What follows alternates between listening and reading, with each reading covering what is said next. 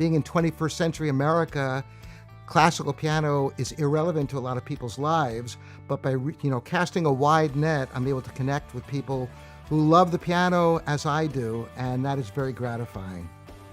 Hello, I'm Robert Estrin. Some of you may know me from my videos, livingpianos.com and YouTube. I go from three distinct periods: the ultimate harpsichord, the earliest piano that really was catching on, and then the modern piano. I was so lucky enough to grow up surrounded by pianists and pianos, and being with my father at his recording sessions and getting to try his pianos at Lincoln Center and Carnegie Hall before his performances, and meeting composers and pianists, from Rubinstein to Horowitz. I teach online. I've got a great setup and phenomenal students all over the world. My biggest thing is I was worried about it being a virtual session and that things would get lost, but that hasn't happened at all. I'm about 10 pages in now. I'm just learning the recapitulation. It's coming along very nicely. And the thing is that once you know the piece, you're at next level. It doesn't require anything fancy as long as you have a modern device and a stable, decent internet connection. I've got everything I need to hear what they're doing, and vice versa. Every day that I come to the piano, I feel super comfortable. Things that are just second nature now, and it's all because of the principles that Robert instilled to me about technique principles and how to create a good sound out of the piano. It's enlightening is a good word. I've told everybody how much I love it, being able to just learn so much better and more solid and have more confidence. It's very different for me. So that's really the big reason that I'm sticking with it. I think it's going good. I played some Bach, I played some Beethoven, I played some Mozart, then Schumann. I got a little bit of Schumann. I haven't had a teacher in so long. I was really thrilled, and I think I've learned a lot, but it's been a wonderful time. I've learned a lot. It's given me a whole new life. I love it, and when I tell people I'm taking the piano, they say, "Wow, wait a minute, you're 90-some years old, you're taking piano? Come on, give me a break." It's keeping piano alive in the 21st century and keeping it relevant in people's lives. That's really my mission.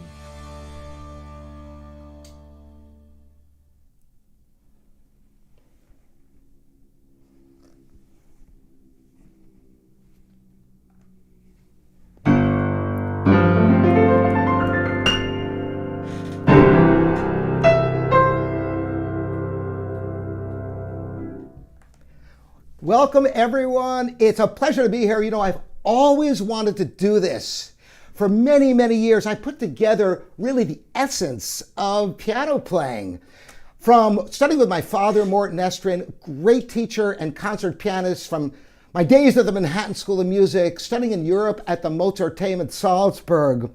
I've got just the gems of wisdom, and if you're looking to take your piano playing to a higher level, you're definitely in the right place. So I want to thank you all for being here and welcome you all. So let's get the ball rolling here. Imagine going from frustration to fluency in months, not years. Did you know that 85% of private piano students quit within the first year? This is a fact. And you might wonder why this is, if there's a better way.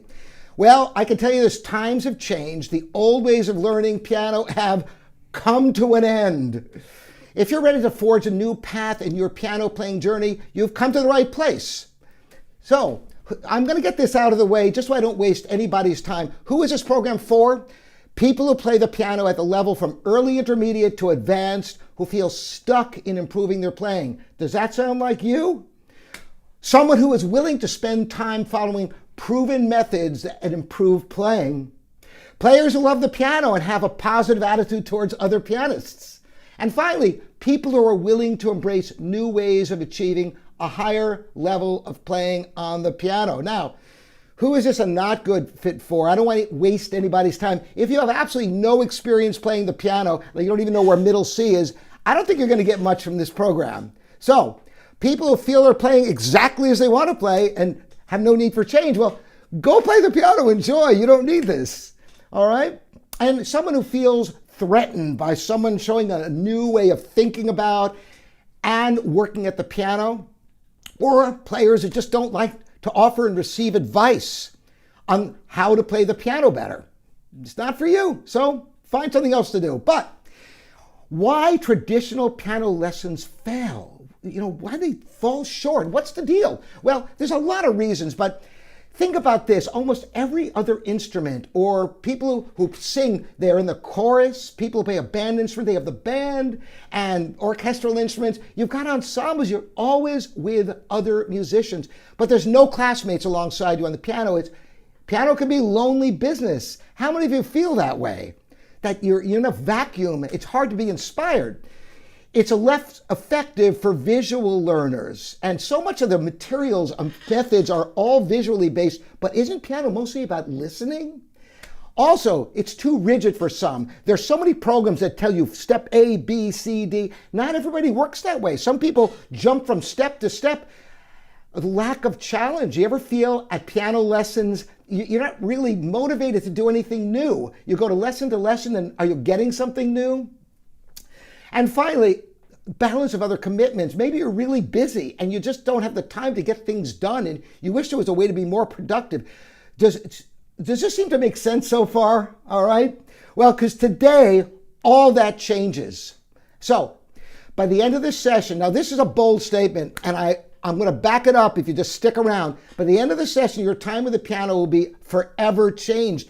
You'll have the tools to learn how to play the piano with confidence and approach music that has always been out of reach. Stay until the end. You'll receive the exclusive Piano Pillars Mastery Guide. You're going to know what that is soon enough, showing you how to achieve phenomenal results in your piano playing absolutely free. So, do you find yourself caught in a whirlwind of methods and techniques that hold promise, only to find yourself wasting time?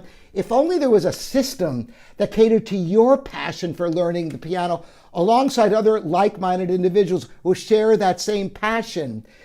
Sometimes it can feel overwhelming. I have thousands of videos and articles, and there's so many resources out there. If only there was a way to consolidate down to this essence. Well, introducing the Piano Pillars system. That's it. 4 basic areas is all you need to have a solid foundation on the piano. And the steps involved in each of these systems, you're going to get it right here today. Reading, learning, improvising, which is so important for myriad reasons, which we'll get into, technique and theory, which work hand in hand with the other pillars. And of course, what does it all lead to? Performance. Now, this idea of pillars, it's not just in piano playing. Think about where you are right now. If you're at home, well, hopefully you have a solid foundation in your house, but if the framing was compromised, the whole house could fall down in a storm or something. Or if the wiring is compromised, your house could burn down. The roof has to be solid, or you could have leaks, you get toxic mold. You get the idea. Your house is only as strong as the weakest pillar. It's exactly the same thing with your piano playing. Wouldn't it be great if there was a way that you could develop these pillars, find your weak link, and strengthen it? Well, there is. Dale came to us and he was having so much trouble. It would take him months and months and months to learn a piece of music, and yet he had really high aspirations. He wanted to enter the Tchaikovsky amateur piano, the Clyburn amateur piano competition, which, by the way, you think amateur? No, there's a huge amount of repertoire you have to learn. And it was just taking him too long. And with our system, he was able to knock out a movement of a Schubert sonata in 3 weeks, something would have taken him months. Listen what Dale has to say. Total game changer. So I'm about 10 pages in now. I'm just learning the recapitulation. It's coming along very nicely. And the thing is that once you know the piece, you're at a next level because you're interpreting the piece, you're feeling the piece, and it's just a game changer. It's been interesting to meet some new colleagues and kind of see all the different walks of life and different levels. Robert has some really unique approaches to practice, and he's an amazing pianist, and it's the ultimate way to geek out on all things piano. Total game changer.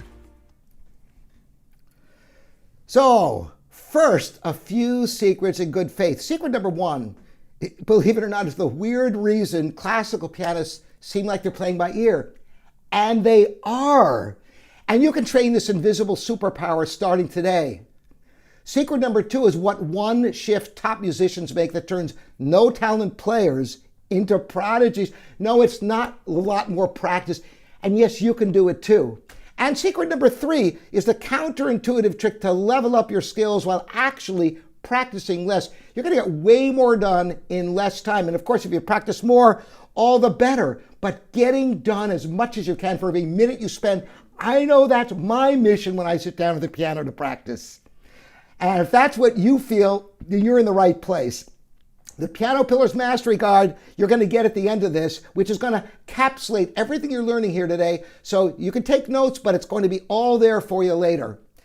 So I want to tell you a little bit about myself. So, for those of you who are not familiar with me, first of all, how many of you have seen my videos and know about me? I'd like to hear from you anyway. So I am a generational piano instructor. My father, Morton Estrin, was a concert pianist. My sister's a pianist. My entire extended family are musicians of one sort or another. I got to study with phenomenal concert pianist John Ogden, who tied in the Tchaikovsky competition with Ashkenazy for first place. Ruth Sanchinska, the oldest living student of Rachmaninoff, came out with her most recent album 2 years ago, and she's 100 years old. She started performing at the age of 4. Talk about an inspiration. Constance Keene at the Manhattan School of Music. Byron Janis, I got master classes with Byron Janis. I studied at the Mozarteum in Salzburg, Austria, the Manhattan School of Music, Southern Illinois University, Indiana University, a degree in piano performance. I've got 3 diplomas from the Mozarteum, so I've got a lot to bring to the table. Why am I telling you this? Because you're going to get the benefit of all of this without spending years and thousands of dollars to get it. It's going to be right here for you. I started making piano videos in 2001. I have 28 million views on YouTube. A lot of you might know about that. Hundreds of thousands of subscribers, and virtualsheetmusic.com. So I've got a lot that I bring to the table. Here's what is on the Pianist Magazine website. I don't know how many of you are familiar with Pianist Magazine. Concert pianist Robert Estrin is known to people all over the world from his thousands of online videos. Here they know about it. Articles about pianos and piano playing. In 2006, Estrin launched Living Pianos, the world's first online piano store. A lot of you might know about that, which features a virtual showroom of pianos available to anyone in the world. We have a piano going to Singapore right now. We have one on the way to Canada. All across the country, of pianos crisscrossing the U.S. all the time. And by the way, coming here, if anybody ever visits, it's like it's like a playground of pianos, Concertgrands, Steinways, Mason Hamlins, Bechsteins. It's amazing. I just love it. So I grew up with my father, Morton Estrin. From the time I started, I had great training. How rare is that? And, interestingly, it wasn't just the lessons, but the camaraderie with the other students. He had weekly classes, and we learned so much from each other and got to play for each other. It was an incredible experience. And, I've always loved performing, and years ago, I developed a concert experience, Living Piano Journey Through Time. I performed it all over. I had a van outfitted. I could take a 2-manual French model harpsichord and a replica of Mozart's piano and some cutting-edge instruments that I've developed that aren't even on the market, a modular piano system. I've owned recording studios, so I kind of go from early instruments to technology. And there's my piano, one of my prototype pianos that I developed in my recording studio. So I go from technology to early music. Why am I telling all of this? I want you to care why you're even here, so you know that I've got vast experience and I'm sharing it all with you today. Because practice without purpose is like music without emotion, flat and forgettable. How I turned my musical struggle into triumph. So we're going to start off with the reading pillar. This was my bugaboo. Oh my gosh. Sight reading? How many of you out there would like to be able to read better? How many of you feel that your reading is just subpar? You'd like, this was just the biggest problem for me. Now, overcoming my challenges on the piano, despite being an accomplished pianist performing works of Chopin, Beethoven, Liszt, I was a beginning level sight reader. So here's what happened. The moment of truth came when the choral director lost his accompanist at the last minute for a concert and handed me a stack of music. I knew there was no way I could do it. It would have taken me months to learn the music. Even though I could play hard music, I couldn't read to save my neck. So I had to snub him, and I'm sure he thought I could do it. I had a breakthrough moment, and this is unbelievable. I'm telling you this because this could be something that affect your playing, your reading too. My father was playing the Tchaikovsky B-flat minor piano concerto at Carnegie Hall. You know the famous Tchaikovsky concerto.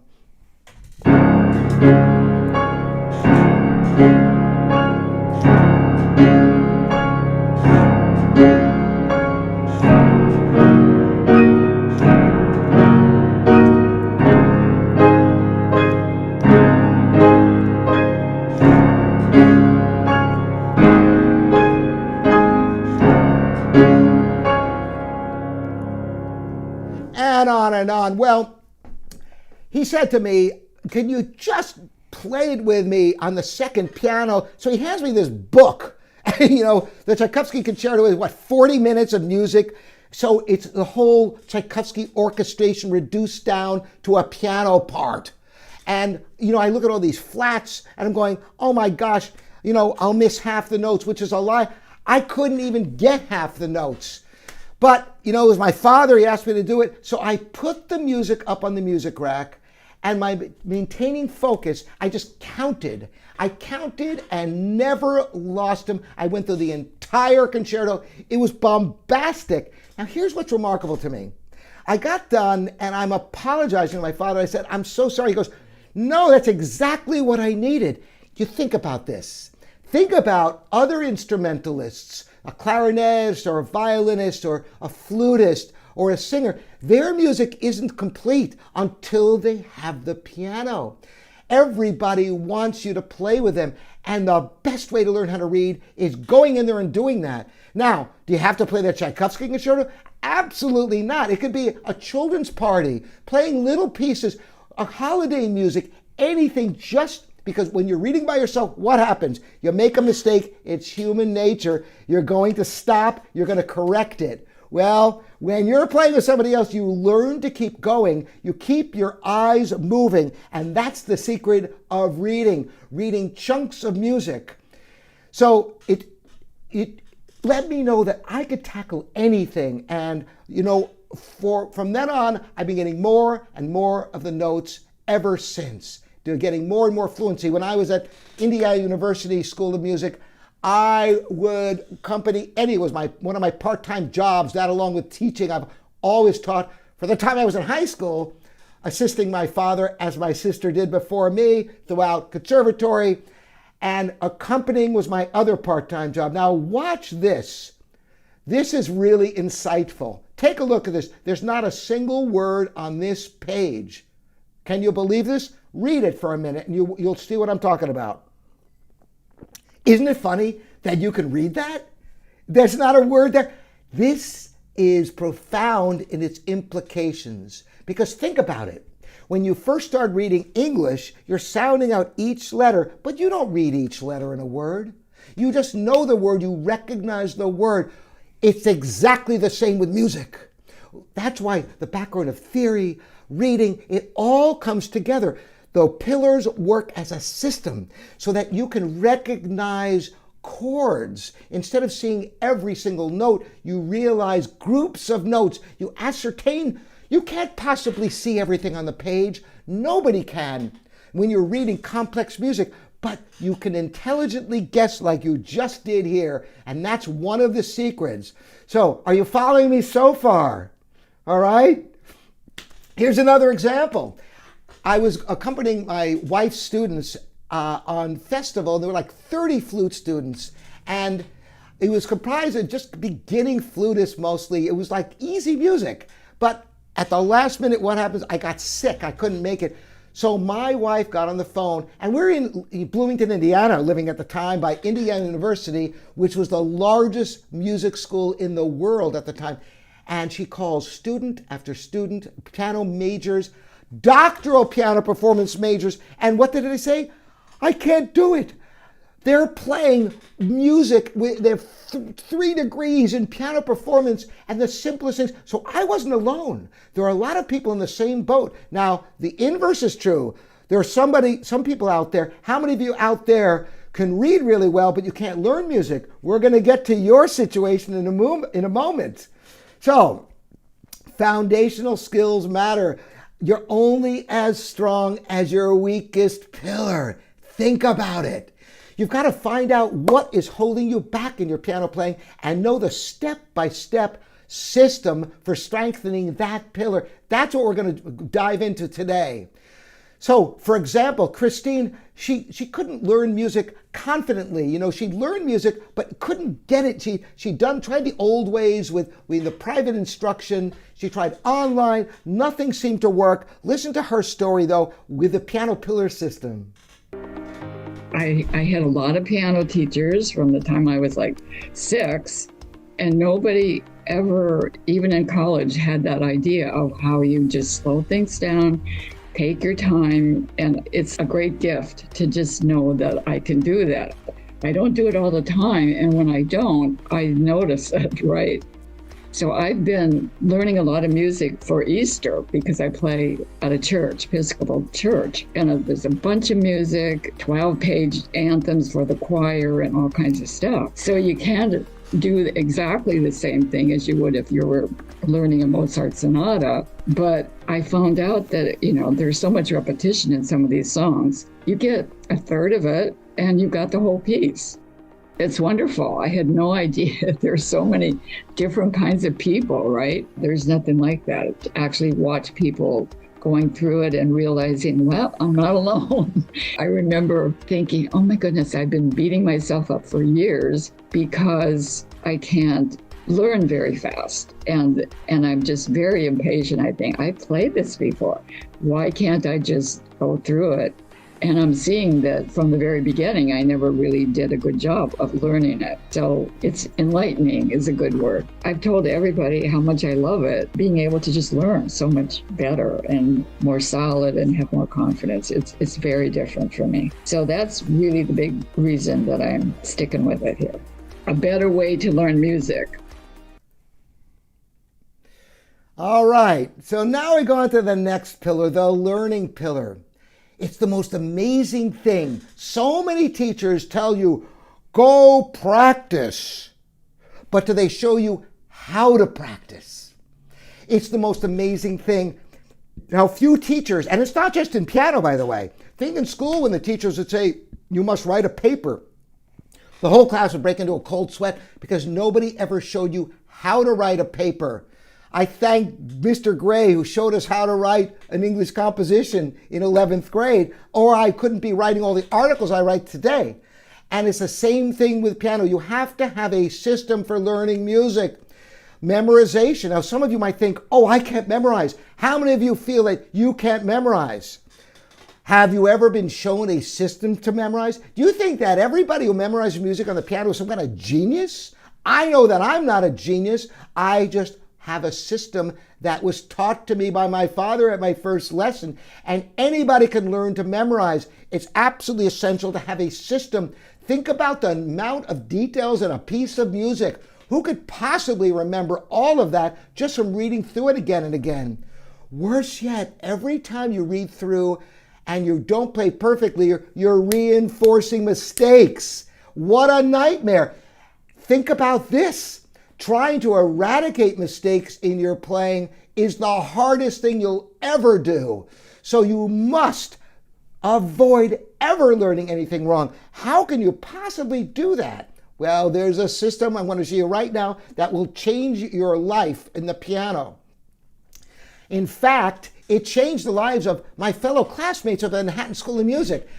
When I went to the Manhattan School of Music after high school, my fellow students kept coming up to me asking how I learned all this music. And I thought nothing of it because all my father's students, the talented ones, the tone-deaf ones, they could all memorize music confidently.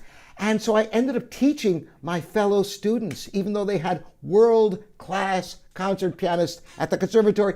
Even there, nobody taught how to practice. They assume that you already know it. So here is the secret. So one thing is you start off and you want to read through the piece to get acquainted. But if you keep reading through it, you're going to keep missing. And the more you miss, the more ingrained. How many of you have learned something wrong and found it almost impossible to get rid of the mistake? If that sounds like you, put a yes in in the chat here, because that could be the hardest thing there is to, and a waste of your time. And who wants to waste time working at the piano? You want to enjoy piano playing.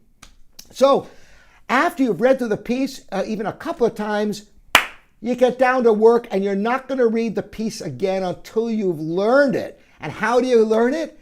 You take a tiny, tiny section. If you were learning, for example, Mozart, the famous K545, you might just take this much. Now, first of all, I'm going to play the whole first section. You might think that this would be a suitable amount to learn first.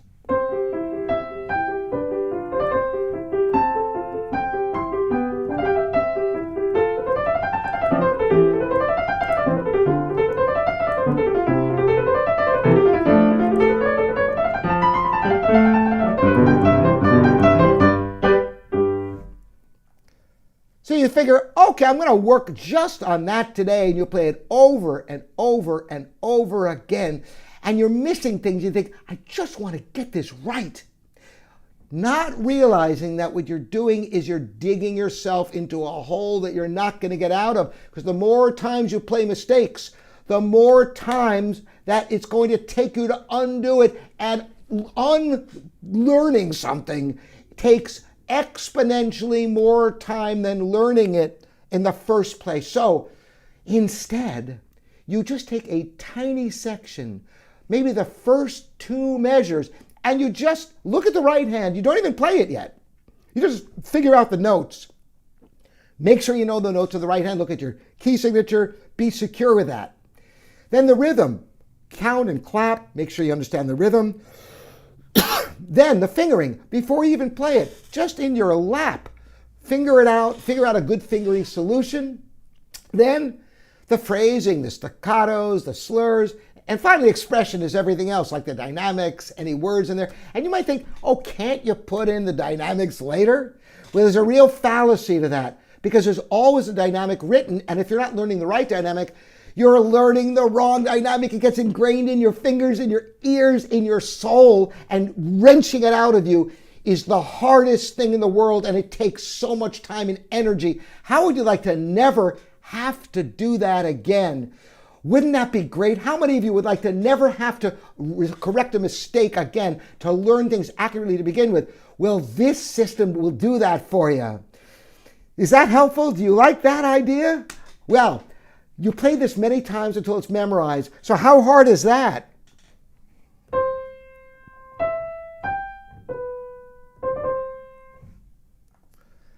That will take you a minute for the notes, a minute for the rhythm, a minute for each of these things.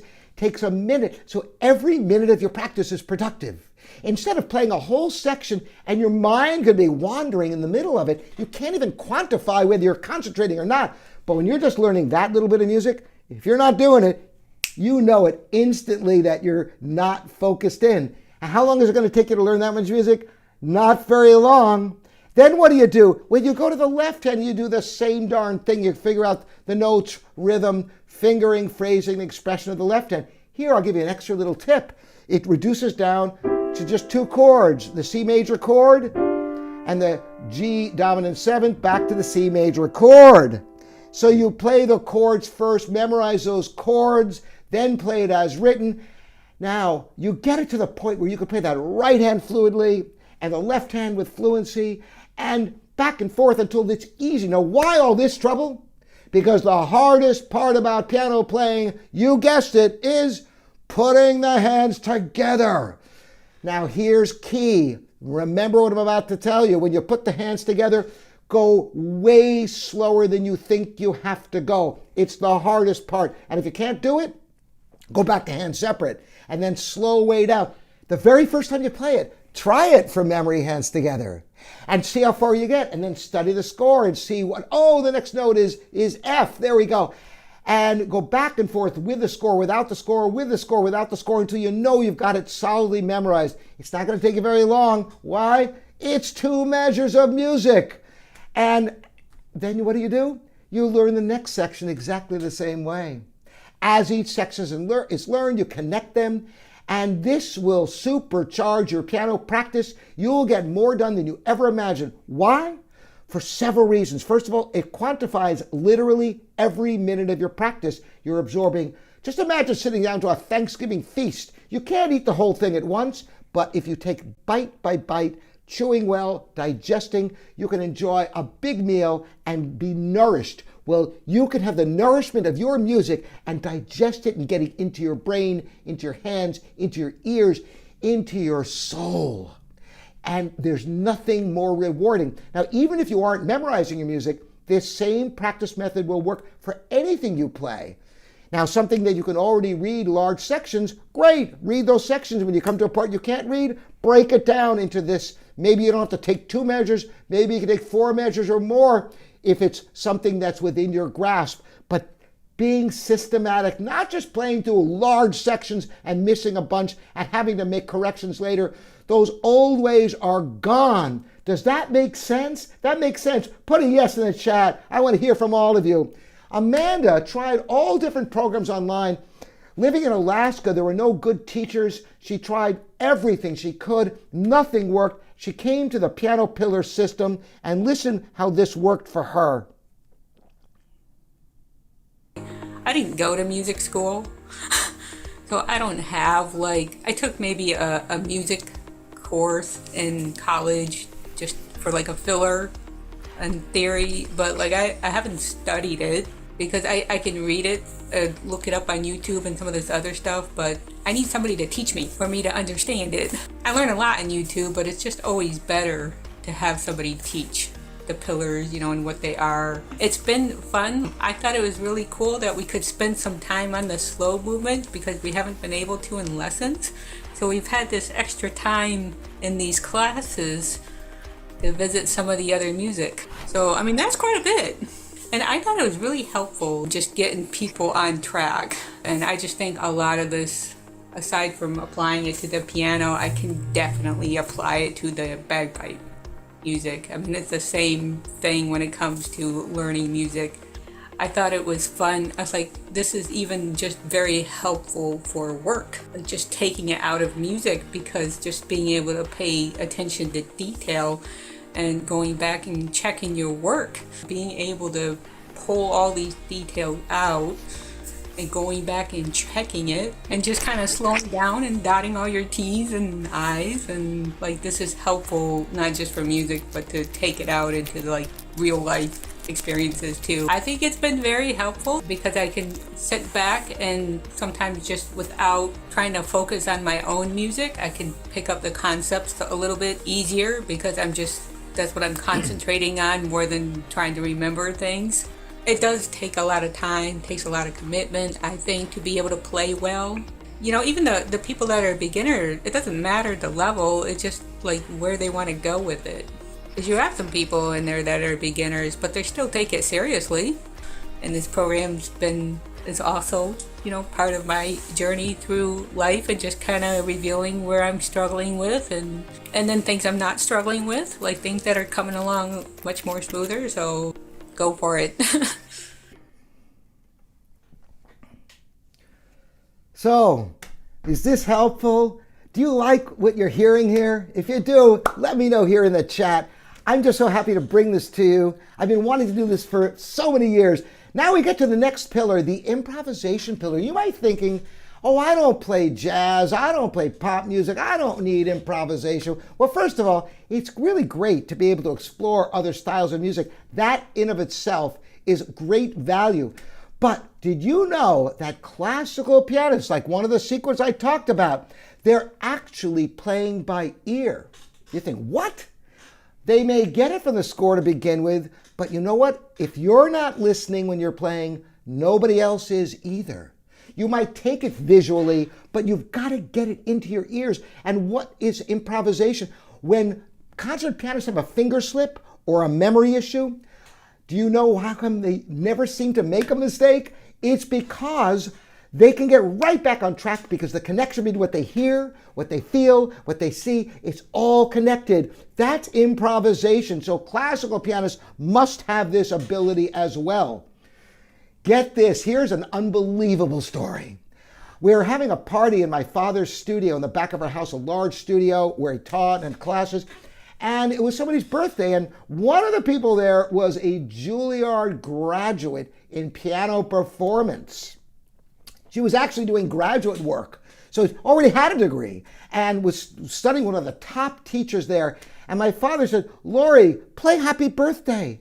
So what does she say? She says, "What note does it start on?"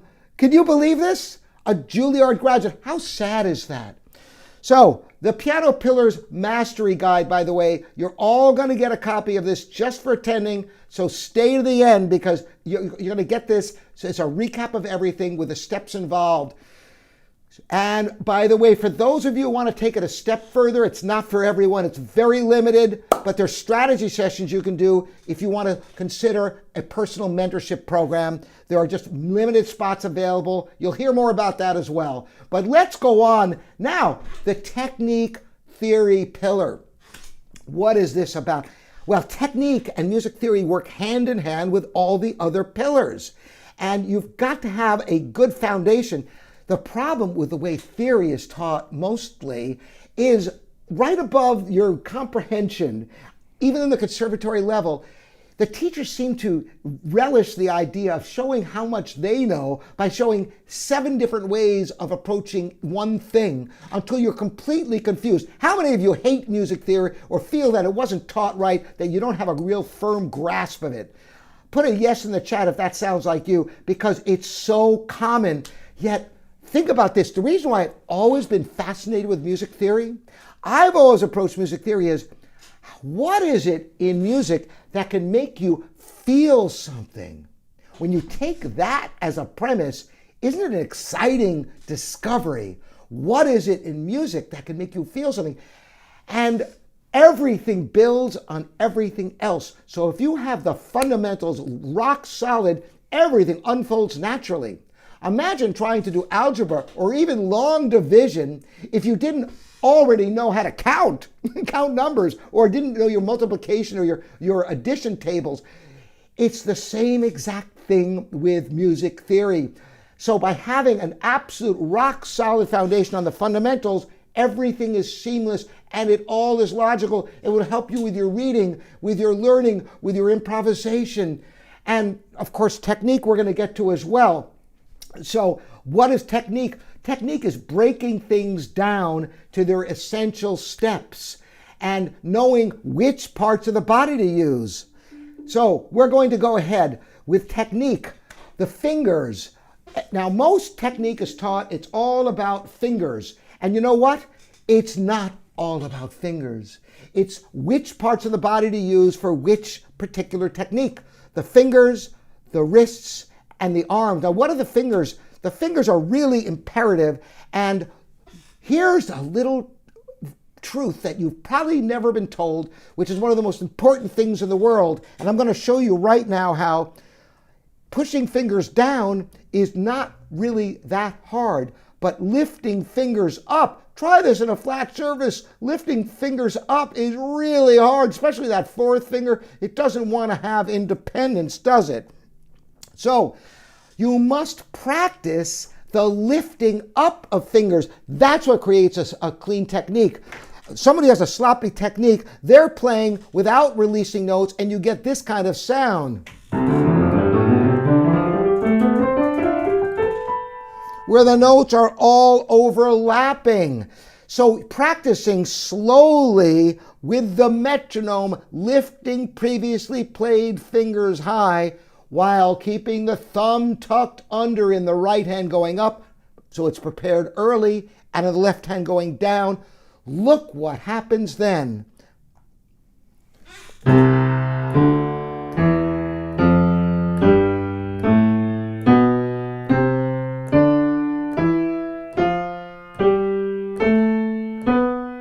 Clean releases of all the notes, lifting previously played fingers high.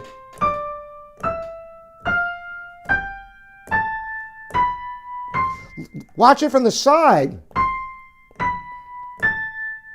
Only the finger that's playing is down. All the other fingers are up and out of the way. And look at my left-hand thumb, how it's tucked under, ready for its crossing, way beforehand.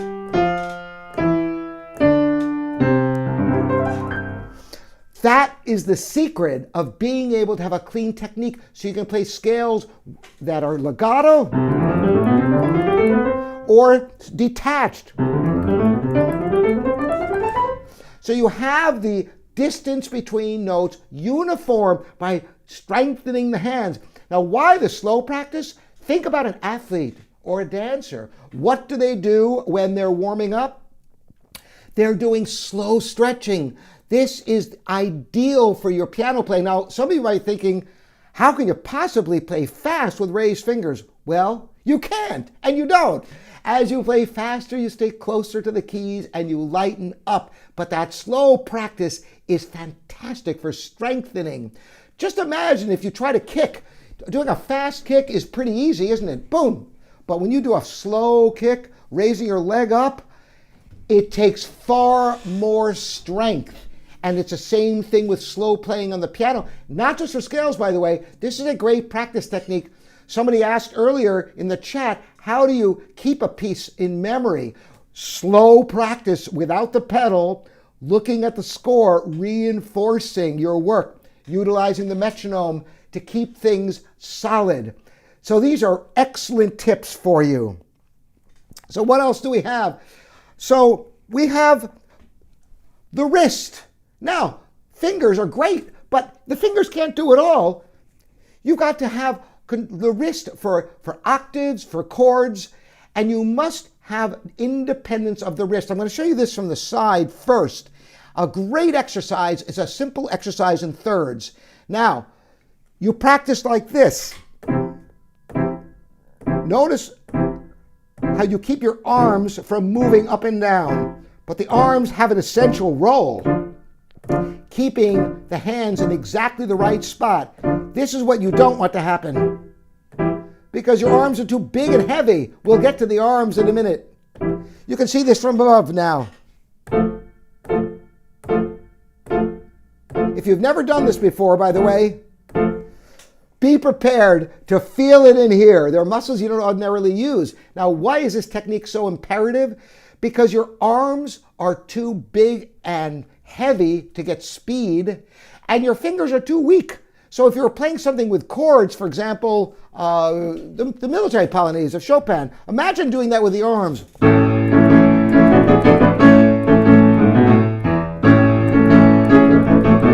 It's impossible. And the fingers? This is where the wrist comes in. Watch how this works.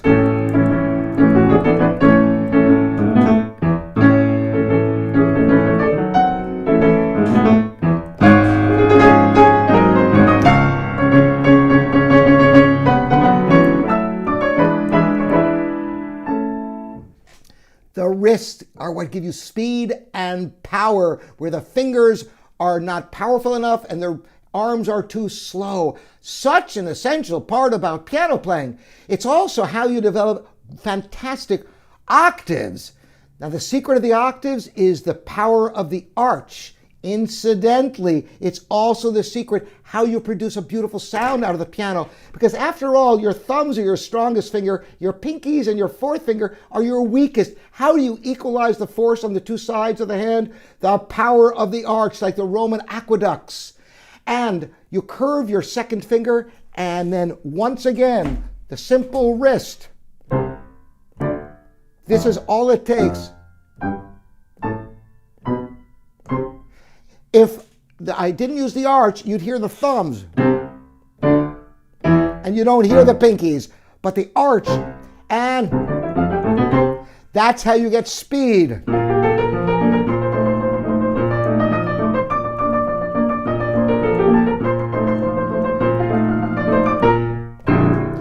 So these are some techniques that you can utilize right away. Are you picking up what I'm saying? Let me know here in the chat if this is making sense to you. So that's the wrist. What do we have? Now the arms. I've neglected the arms. You might think, oh, the arms, it's all in the fingers and the wrist. The arms have two essential functions on the piano. Glad to hear everybody's getting this. I am so glad to be able to share this with you. So for one thing, like those chords of the Tchaikovsky concerto I played earlier, if you did that with the wrist, you'd get an ugly ugly sound. I mean, the wrist can't do that. And the fingers certainly can't do it. So that's where the arms come in. And the secret to getting a beautiful sound is having the fingers right on the surface of the keys and then letting all the way to the arms down all at once. Hear that gorgeous sound? You'll never get a harsh sound on the piano.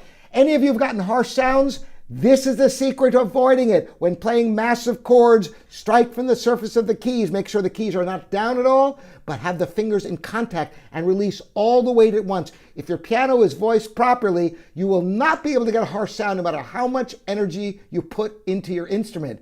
That tip alone is worth being here today. How many of you are happy that you're here today? Give me a yes if you're happy, then if you're getting something out of this. I want to know that I'm spending time that's well worth it for you. All right, now what else do the arms have to do? Well, believe it or not, the arms are responsible for getting a beautiful singing tone out of the piano.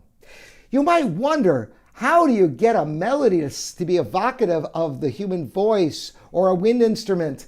And the secret is the arm weight transferring smoothly from key to key. It's the analog. It's the analog to the breath. Because you could try calculating all the notes to the middle of the phrase and then down to the end of the phrase, and you know what you'd end up with? You'd end up with a calculated playing. But when you use the arm weight and let the arm weight get heavier and heavier towards the middle of the phrase and then lighter and lighter at the end of the phrase, you get a beautiful, fluid line. If I were to play a Chopin nocturne on your arm, you would not feel separate notes. You'd feel almost like you were getting a massage, a gentle transfer of weight from finger to finger, like in a Chopin nocturne.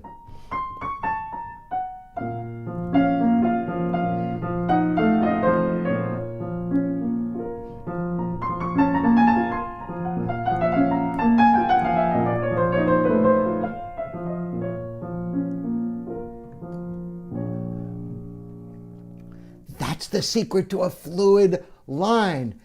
Are you picking up what I'm saying here? I hope this is resonating with you and you can apply this to your playing. So let's move on now. So what do we have next? Music theory. I mentioned earlier how it's taught so badly so much of the time, and it could be the most fascinating subject in the world. And if you understand the absolute fundamentals, it all falls into place. The first thing is, what is a major scale but a series of whole steps and half steps? There are 8 notes, starts and ends on the same note, and it's diatonic. What does that mean? All the letters in order without skipping or repeating any. On the paper, any scale will always have line to space to line to space. That, in a nutshell, is a major scale. Now, it's easy to see in a C major scale because it's all white keys and there's no black keys between the 3rd and 4th and the 7th and 8th notes. But you can actually make any major scale simply by doing the same pattern. Look on this part of the keyboard and you'll see the half steps between the 3rd and 4th and 7th and 8th. And you can figure out all your major scales easily. That's the first step. If you haven't done that, you owe it to yourself. And then there's these fantastic, the elegance of the circle of fifths. You don't have to memorize almost anything because it's all logic-based. That's what I love about music theory. The scale with no sharps or flats right in the top, C major. And everything, why is it called the circle of fifths? Because you go up by fifths. 1, 2, 3, 4, 5. From C to G, 1, 2, 3, 4, 5. G major has 1 sharp. Go up 5.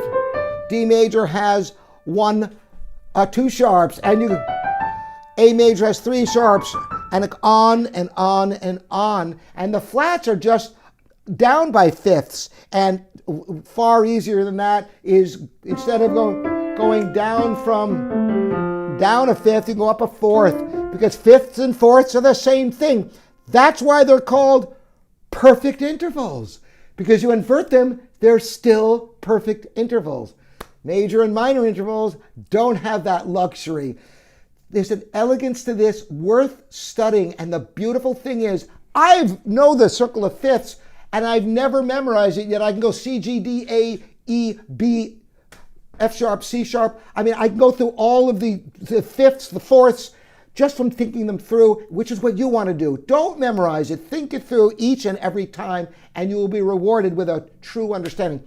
So, you might think, oh, that's easy, but what about chords? Did you know that chords are just every other note of a scale? There's a C major chord. The first, third, and fifth note of any scale is a major triad.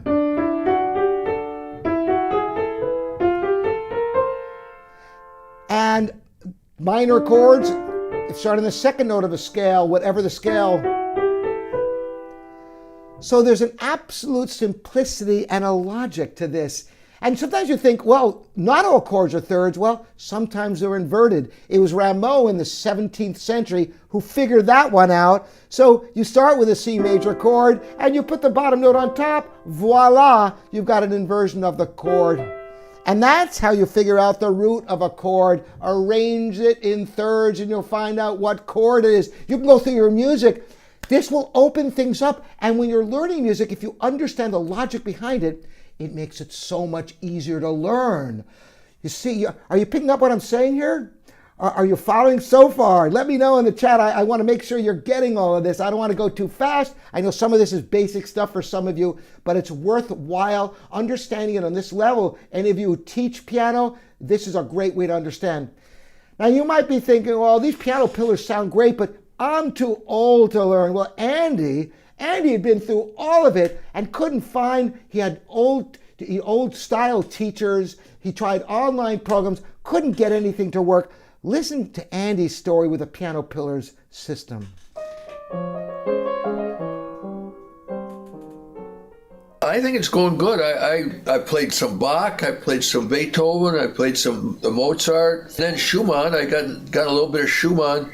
I haven't had a teacher in so long. I was really thrilled, and I think I've learned a lot, but it's been a wonderful time. I've learned a lot. It's given me a whole new life. I mean, I love it, and when I tell people I'm taking the piano, they say, "Wow, wait a minute, you're 90-some years old, you're taking piano? Come on, give me a break." I said, "Yeah," and it's doing wonders for me. My memory, my hands are working good, and then I tell them, I say, don't stop, go for it. It's a wonderful feeling you get when you're playing something and you've got it right finally, and you feel like you can play it for someone else and they might enjoy it. The fact that I'm doing things now, it's making me think more. Think and do. It's made my mind work. Like when I look at music now, and before I would never I'd see the rest, but I wouldn't pay attention to them. Say, well, what the heck? It's a rest. Well, this whole concept has made me so aware. Even though I'm old now, that I can still do things and go for it. Don't hold back. So, does this feel like a better way? I hope so. I hope that you're getting something from this, because now what does it all lead up to? The performance pillar. Now, some of you might think or have been told that you just practice, practice, practice, then you go out and play. Is it that simple? No, it's missing an essential pillar. You have to know how to perform, whether you're playing at a party, if you're playing for friends, if you're playing for a teacher. It's not the same. How many of you have prepared and prepared, you practice and practice, then you go to play for someone and everything falls apart? If that sounds like you, put a yes in the chat, because I know this is a very, very common problem. You wonder, what's the matter with you? You think, why can't you play it? And maybe you've tried to play for people. You think, if I just pretend they're not there, I'll be able to get through this okay. Well, you know what? That is the antithesis of what you should be doing, because you need to be able to have visualization. Performance anxiety, everybody suffers from it, but it's using that energy positively. Think about this. Have you ever been in a car on the freeway driving, everything's fine, and suddenly something happens, a truck goes in front of you or something, and your whole life flashes before your eyes and everything seems in slow motion. Every single thing is right there in intensity. Well, some of that same feeling happens when you perform. When you had a bunch of eyeballs looking out at you, it's kind of that fight or flight response. Yeah, you know, I can't tell you how common this is. You're not alone. So what can you do about this? How can you develop confidence in your performance? Well, instead of pretending the audience isn't there, you think about when you're going to be playing, whether it's at a party, whether it's in your own house, whether it's a performance, and you imagine it in great detail. Think about great athletes who, you know, to get a shot or to do a routine, they do visualization. It's exactly what you must do. Imagine that moment. Take a deep breath and feel the relaxation and look forward to sharing the music you love with these people. It's not about you, it's about them, and they will enjoy whatever you do. They're not judging you, they just want to enjoy the music. And it will change, it flips the whole dynamic of the performance for you. Now, of paramount importance is preparation. Never go into a performance where you're ill-prepared because you're setting yourself up for failure. One of my dreams, fortunately, I haven't had it too often, but I've had it more than once. I'm on stage performing and I realize I haven't finished memorizing the piece and I don't have the music. It's like, oh my God. It's really a nightmare when you think about it. So you don't want that. So prepare like crazy because you want to be able to do anything at that moment. So what can you do to prepare? Aside from all the practicing tips, going through the, learning your music properly, reinforcing with the score, slow practice, metronome work, a notch at a time at difficult sections, all of that. Also, once you have a performance level, try wild things. Try playing faster, slower, louder, softer. Try all these things. Why? Because in the heat of the moment, you might get inspired when you have people listening to you, and you might try something new, and you might think to yourself, oh, do I dare go with this or not? If you've never done it before, you might be afraid, and you might be conflicted, and you might get this whole cognitive dissonance going on. What should I do now? Should I do this? You never want to face that.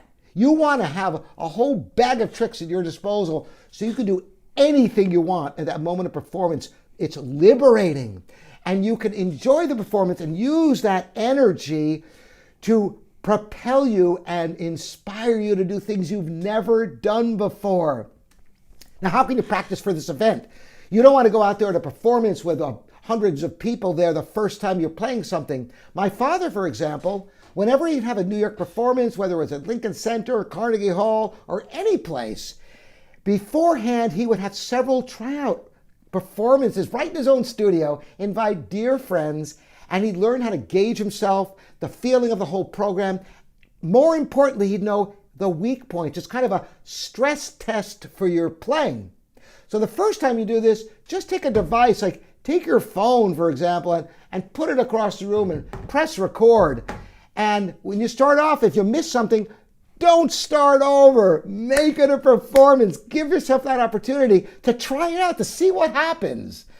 Then you can play for some, a loved one or a good friend. Work your way up gradually. Then maybe you have company over. Then maybe you're in somebody else's house and they have a real nice piano. And do you dare try it out? Work your way up gradually so that you can gain the comfort with performing. Now, Bijan. I worked with Bijan for years. He came to me from a neighborhood teacher, and his playing was kind of a disaster with mistakes everywhere. And we worked with all my methods together. He got to a point he was winning concerto competitions. He was performing with orchestras, and he's gone on to an amazing career. He's performed on several continents, and I want you to hear from Bijan. What a success story. I had several problems in my playing. I wasn't anywhere near the level where I ultimately ended up becoming. A large part of that was because of principles that Robert instilled to me. Things are really great. I am a jazz pianist now. I couldn't be happier. Every day that I come to the piano, I feel super comfortable. I mean, things that are just second nature now, and it's all because of the principles that Robert instilled to me about technique principles and how to create a good sound out of the piano. I mean, the fact that I'm a professional musician now, that's the most obvious way that it changed my life. So with this foundation of the pillar system in place, I had to share what I discovered in hopes of inspiring others. But how? Let's start with why most methods fail. Oversaturation of YouTube and other online resources, you can get overwhelmed with hundreds or even thousands of different ideas, and you can just be confused. Or teachers who you don't quite connect with. Or, scattershot practice routines. Oh, do a little bit of this, a little bit of that. And you get home from a lesson, you feel, oh, I'm ready to go. And you don't even know what step one is. How many of you have found that? If you have, put that in the chat. If when you sit down to practice, you're not sure what to do exactly, you should try to improve your playing. And also the lack of community. You're all alone. Sometimes it's hard to be motivated, inspired to know what to do. So it's time to drown out all the noise. And why the pillar method succeed. First of all, the piano pillar system aims for holistic mastery with all the pillars working in harmony. It covers reading, learning, improvising, which I've explained why that's so important, music theory, and performance. Each pillar supports the others, creating strong skills working together. And community learning helps everyone grow and improve together. These pillars transform playing into an enjoyable experience. And how do I know it works? Well, I've been doing it, and here's Whitney, who had so many different teachers. She tried books, she tried all the old ways, and she came to the piano pillar system, and listen what she says about it. I was playing mostly Joplin songs, and so I wasn't dealing with a lot of dynamics. And so I reached out because I felt like I was holding my hands wrong, and I was. Just technique, dynamics, all of that. For the technique, I have come so far. I've improved everything. Even my reading is far better than it used to be. How to practice, effectively practice. I felt like something clicked when I came over from my previous piano teacher, who was great.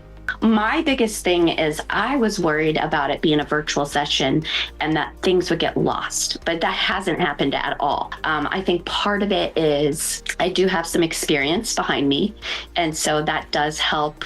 I'm not starting from scratch. It really cements things in, and then I get that much further with my practice session for the next week. I would say go for it. So, let's piece this all together, shall we? What's this all about? It's enhanced practice strategies, insights into efficient practice methods that prioritize quality over quantity, enabling progress without extended hours at the keyboard. It's basically accomplishing something every single minute, quantifying what you're working on and exactly the steps involved. Improved musical interpretation, techniques to internalize music, enhancing your ability to interpret pieces more expressively. And finally, increased confidence, tools to build self-assurance in your playing, preparing you for performances, personal enjoyment, changing your approach to playing for people. That's ultimately what it's really about. And what is it? It's about the power of community in music. It's so great to have this. Why community matters? Well, I mentioned with my father growing up, the lessons, were great, but I got to work with the other students in the classes, the weekly classes, and we would compare notes, and you'd see how things that you struggle with, other people could do really easily, and yet the opposite was true. And you might think that you are unique in the fact that you can't do things, but you don't realize how unique you are in the things that come naturally to you that other people struggle with. It gives you such a sense of relief that you actually have much more going for you than you ever realized, and you have other people to help you with that process. The summer I spent at the Mozarteum in Salzburg, Austria, again, the masterclasses were phenomenal, and we worked together as a community, and it was the synergy of all the people involved that made it so strong. So I wanted to create something like this, and that's why I've created this system, this pillar system. So what did you learn today? Well, for one thing, by participating in the session, you've gained the secrets in reading music with fluency, looking at groups of notes, having the music theory to back it up, and yes, playing with other people. A productive practice routine to learn music. Improvisation, being able to play with other styles of music and recover from mishaps in your playing. And by the way, you can develop your ear by singing music and finding the notes on the piano. That's the way to make the connection. Did you know in music conservatory, all pianists have to do sight singing and sing in the choir? Because the piano is the one instrument you can play a note without hearing it first. Try that on a French horn where you can get almost all the notes on the open horn. This can be a game changer for you. There's another tip for you to take your music to the next level. Wait when there's no one in the house if you're embarrassed. You're going to get a solid foundation in technique and theory that strengthens all the other pillars, and developing solid performance, that's what it all leads to. The community connection, having an appreciation for the value of collaborative learning and the support available for the Piano Pillars community. These takeaways are designed to transform your approach to piano playing and making it more enjoyable than others. Unlock the piano mastery secrets. The Piano Pillars system aims for holistic mastery. It covers reading, learning, improvising, theory, and performance, and each pillar supports the others, creating strong skills. Community learning helps everyone grow and improve together. These pillars transform playing into an enjoyable experience. So, do you feel that you're getting everything you possibly can from the piano you own? Otherwise, isn't it a waste to have this wonderful instrument there? So, what is the biggest takeaway? What's the biggest struggle you're going through with your playing? So, where do you want to go from here? We're introducing the Living Piano's Mastermind Club. This is a program that brings it all together for you. You can book your strategy session. It's in the description of this video, and you can have a session while the openings last. I have very limited time in this, but I want you to hear from yet another person who's done the Living Piano's Mastermind Club and what she's gotten out of it. She tried everything else. She didn't even think she'd be a good candidate because she's not very advanced. But listen to Diane. You're saying mastermind class, and I'm thinking to myself, I'm going to go back and take some piano lessons and really learn all of this information. It's been so exciting to listen to all of the different pianists in the group and all of the different musical concepts. It's absolutely amazing. And so the things that you've presented have not been foreign to me, but I've never looked at them in terms of applying them to myself or playing piano. So I've really gotten motivated to go back to the very beginning. I think it's absolutely excellent. The way you have it broken down into different sections, the ability to go back and listen to the classes. I've been a little short on time, but I've gone back and I've listened to a number of the classes and the information that was presented. And I love the way some of it's written out.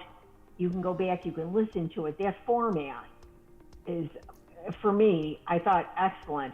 You know, I just really appreciated all the videos, and I appreciated how it was broken down. You know, I can go back on YouTube and rewatch this, and it just was just so important. So I just wanted to, thank you for all of that. You know, information alone doesn't change lives. Action does. Now, you might be all pumped right now, and then if you do nothing with it, where are you going to be? You're going to be in the same exact place you are right now. So you're invited to take the next step in your piano journey by scheduling a free strategy session. The last time I announced this, it filled up with almost immediately. It's limited. There's only so many people I can work with in this personal mentorship. You can do a free strategy session to see if it's right for you, to see if you're the right fit. It's limited availability. It's first come, first served. You can check it out in the description.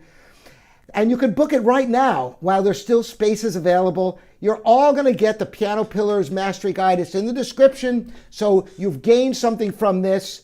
So does this feel like a better way for you? Do you feel like you got something from this today? I hope you did, and I hope you can take this Piano Pillars Mastery Guide and build more. And for those of you who are really wanting to take it to the next step, Go ahead and set up a strategy session where we can talk about what your struggles are on the piano and what you can do to enrich your piano playing, how you can get your playing on the next level, whether or not the Living Piano Mastermind Club is the right strategy, or you can just get more out of the pillar system with a mastery guide.